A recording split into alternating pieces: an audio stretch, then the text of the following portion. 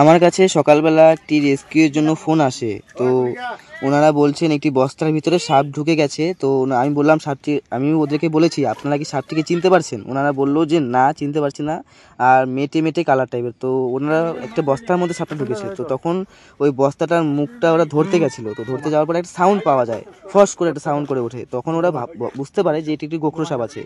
তো আমরা তো বুঝতে পারছিলাম না তখনও।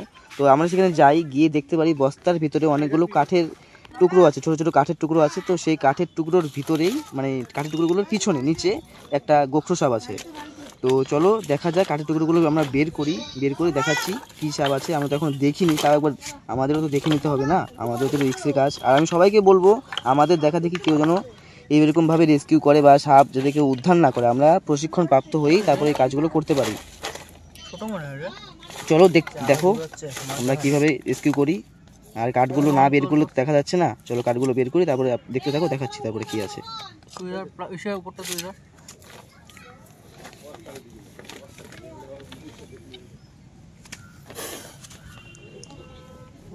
আরও অনেকগুলো কাঠ আছে, কাঠের টুকরো আছে, সেই কাঠের টুকরোগুলোকে বের করতে হবে সবগুলোকে, তারপরে সাপটা দেখা যাবে। এখনো অবধি আমরা সাপটাকে দেখিনি।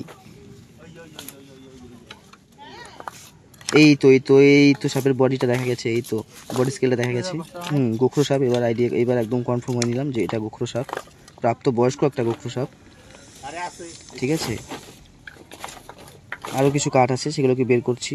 আর সাপটা না কোনার দিকে যাচ্ছে, বস্তার নিচের দিকে, ওই কোনার দিকে যাচ্ছে। চলো, এই তো নিচে আছে সাপটি, এই তো বের হবে। ফসফস করে আওয়াজ করছে সাপটি, সাংঘাতিকভাবে আওয়াজ করছে, খুব অ্যাক্টিভ হয়ে আছে সম্ভবত সাপটি। অনেকক্ষণ ধরে এই কাঠগুলো বের করা হলো না। এই তো বস্তাটার মধ্যে হুকটা দিয়ে একটু ইসে করার পরেই, নাড়া দেওয়ার পরেই সাপটি ফস করে উঠেছিল। ভিতরে হয়তো আর একটা কাঠের টুকরো আছে। তো এখন সাপটিকে বের করা হচ্ছে। তো চলো দেখতে থাকো কীভাবে আমরা সাপটিকে বের করি। এত নাড়া দিচ্ছি তারপরে বেরোচ্ছে না। দেখুন বন্ধুরা কীভাবে থাকতে ভালোবাসে ওরা, দেখুন তাও এই তো বন্ধুরা একটি গোখরো সাপ বেরিয়ে গেছে, প্রাপ্ত বয়স্ক একটি গোখরো সাপ। ঠিক আছে, দেখুন আমার দিকেই ঘুরে তেড়ে আসছিল, হুট তুলে আমার দিকে তেড়ে আসছিল। ঠিক আছে, তো এর জন্যই সবাইকে বলেছিলাম যে কেউ যেন আমাদের দেখা দেখি রেস্কিউ না করে বা সাপ না ধরে, তাহলে তাতে সবারই রিস্ক হয়ে যেতে পারে, কারণ আমরা এটাতে প্রশিক্ষণ নিয়ে এই কাজগুলো করি। আর এটি একটি গোখরো সাপ, প্রাপ্তবয়স্ক ইন্ডিয়ান স্পেকটিক্যাল কোবরা। আর এর বিজ্ঞানসম্মত নাম হচ্ছিল নাজা। ঠিক আছে, এটি হাইলি ভেনামাস একটি গোখরো সাপ। ঠিক আছে, পূর্ণবয়স্ক একটি সাপ। আমরা এই সাপটিকে পরে ব্যাগে ঢুকিয়ে নিয়েছি, নিয়ে পরে ফাঁকা একটা জঙ্গলে নিয়ে এসে সাপটিকে ছেড়ে দিয়েছি।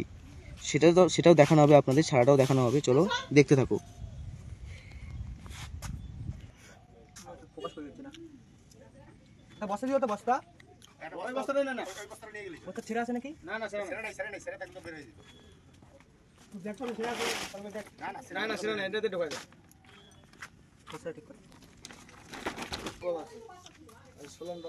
রাগ তো ঠিকই আছে।